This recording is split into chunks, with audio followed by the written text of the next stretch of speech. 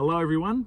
I wanted to reach out today because since the last video, a couple of my friends got in touch and they had a couple of questions about the rabbits. So I just really wanted to share that with everyone today. My friends that know me and people that don't really know me that well know pretty well that I really enjoy harvesting food from the land.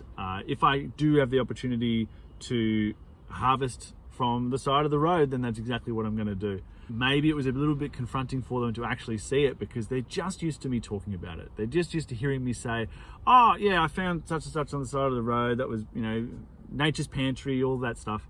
But they've never actually seen like, oh God, he's actually there with a rabbit. It was great because it got them to talk more about it in a little bit more depth, and to also give me the opportunity to potentially challenge some of that thinking. Because the first question, the main question I got, and I got it about 4 or 5 times now, is did I get sick? And the answer is no, I did not get sick. Should I have gotten sick? Did I get sick? No. Okay, you've got an iron gut. Should you have gotten sick? The answer is no. But if you were to ask me, hey, would I get sick from doing that, and it wasn't something that you had done before, yeah, you might feel a little bit upset in the gut.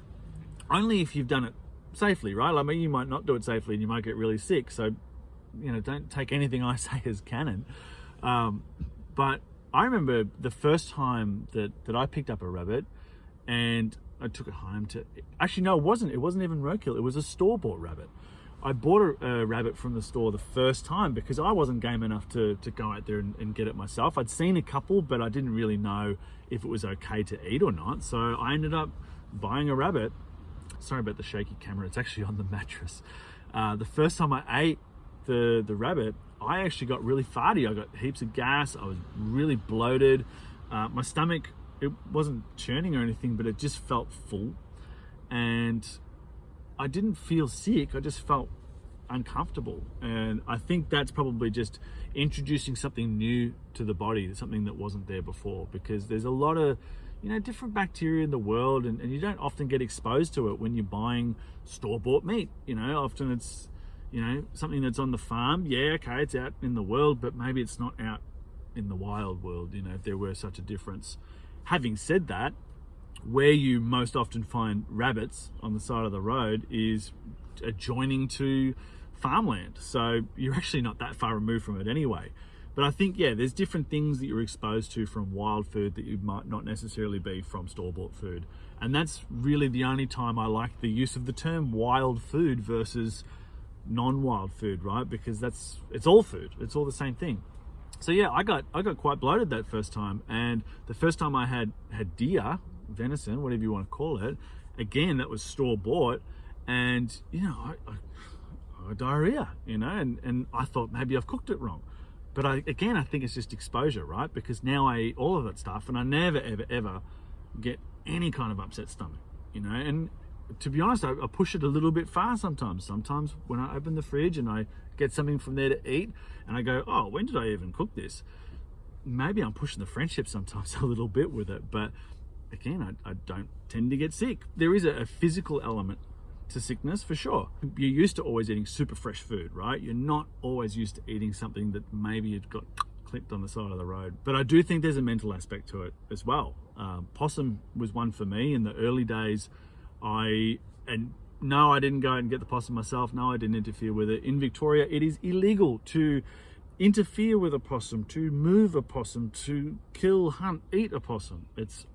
That interests me as well because they're actually a pest in this state and yet you can't do anything about them, but that's a story for another day. So when we get possum, we get it from Tasmania. First time I got it, I was super excited. I left the tail and the head on. Everything was left on. I was real keen. I slow cooked it. I had like turnips and all sorts of stuff in there. And when it came time to eat it, and I took the lid off and I took a look at it, I was like, oh, it doesn't look great. Like it's a whitey grey yucky off color. It's not a very nice looking meat, to be honest. And it was tough. And as I was eating it, I was saying to myself, there's something not right about this. Like I don't know what it is, but there's something off about this. And I felt sick afterwards. And it wasn't because there was anything new in the meat that I wasn't exposed to. I was pretty knee deep in everything from roadkill to wild meats and getting it from a butcher that gets the meat from a hunter and all the rest of it. I was pretty ingratiated in all of this by then. But in my mind, I tricked myself into thinking that I was doing something wrong to my body, and then I paid the price for it. I've since had possum and no issue at all, and it still looks bleak and disgusting when you go to eat it.